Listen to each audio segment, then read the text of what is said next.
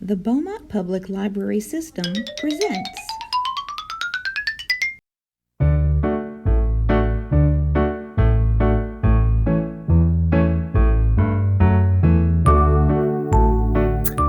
Hi boys and girls, welcome to Miss Robin's Favorite Stories. Today I'm going to read The Princess and the Frogs. You may have heard the story about the princess and the frog before, but this story is a little bit different. I hope you like it. The Princess and the Frog, written by Veronica Bartels and illustrated by Sarah Palacios.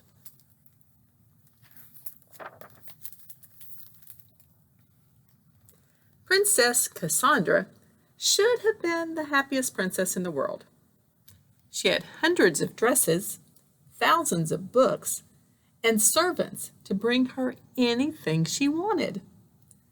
There was only one thing she didn't have: a best friend.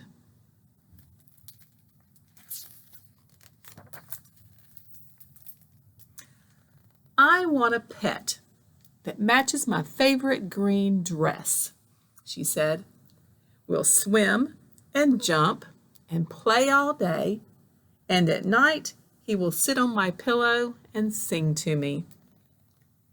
The royal pet handler searched for the perfect pet, but it wasn't easy. The mouse was too squeaky. The kitten refused to swim.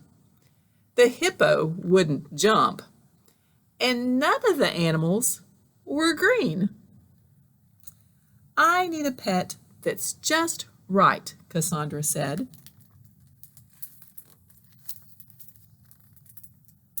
So the royal pet handler searched mountains and valleys, rivers and streams until he discovered a little green frog with bumpy brown spots for the princess to love. He's perfect, Cassandra declared.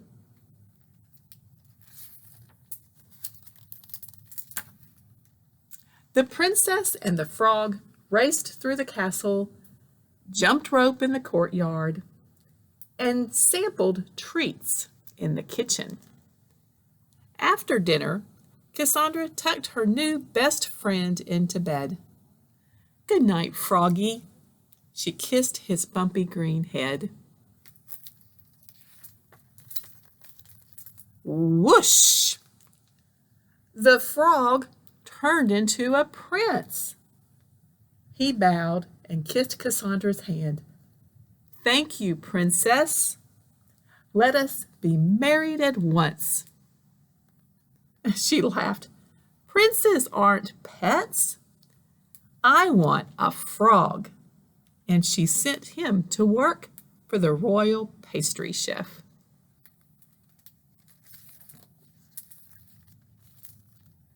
Once again, the royal pet handler searched forests and meadows, ponds and lakes until he discovered a shiny green frog with soft, smooth skin for the princess to love. He's perfect, Cassandra declared. The princess and the frog leaped across the moat, gathered lilies from the pond, and visited horses in the stables. After dinner, Cassandra tucked her new best friend into bed.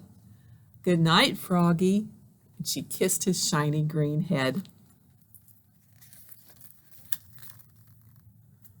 Whoosh!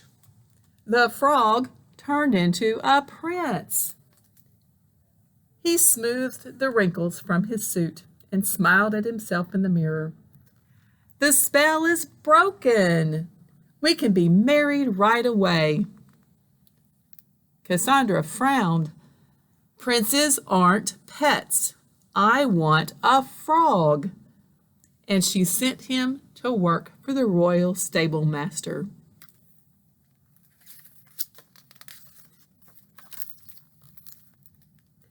Word of Cassandra's search spread, and one by one the people brought frogs to the palace. But each turned into a prince when Cassandra kissed him good night. Soon she ran out of jobs for them.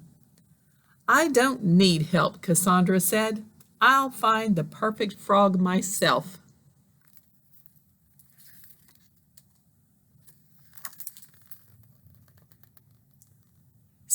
She searched the pond among lotus blossoms and lily pads until she discovered a great green frog with a bright blue belly.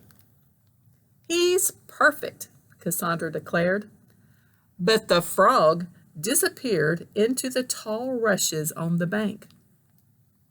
"I love hide and seek." The princess explored every cranny and nook until she found the frog in a clump of cattails.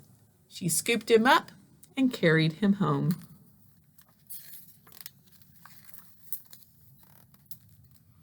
After dinner, Cassandra tucked her new best friend into bed. But when she turned to kiss his head, he hopped away. The great green frog with the bright blue belly was the best hide-and-seek player ever. Each time Cassandra found him, he hid again. Finally, she caught him sleeping under her throne. "There you are, Froggy." She scooped him up into a hug and kissed his great green head. Whoosh! "But I liked being a frog," the prince said. "Princes aren't pets," Cassandra cried. But they were everywhere. Sprawled across the royal beds, using her dresses as tails for their kites, smudging sticky fingerprints on the best books in the library.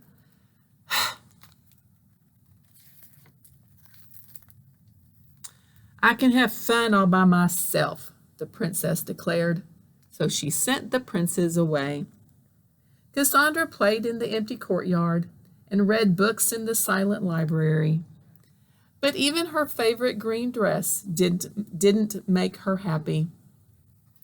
And she still didn't have a friend.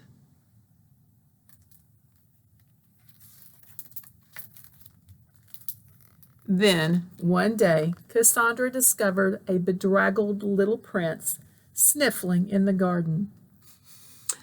"I have nowhere to go," he said. Cassandra sighed. "You can't stay here. Princes aren't pets." "I don't want to be a prince." He sat on the steps and sobbed. Cassandra wiped his tears with her handkerchief. "I'm sorry." She kissed his curly head.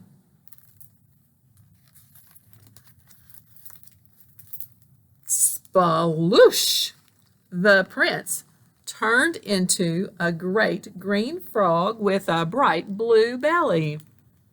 Princess Cassandra scooped him up into a giant hug. "I love you, Froggy."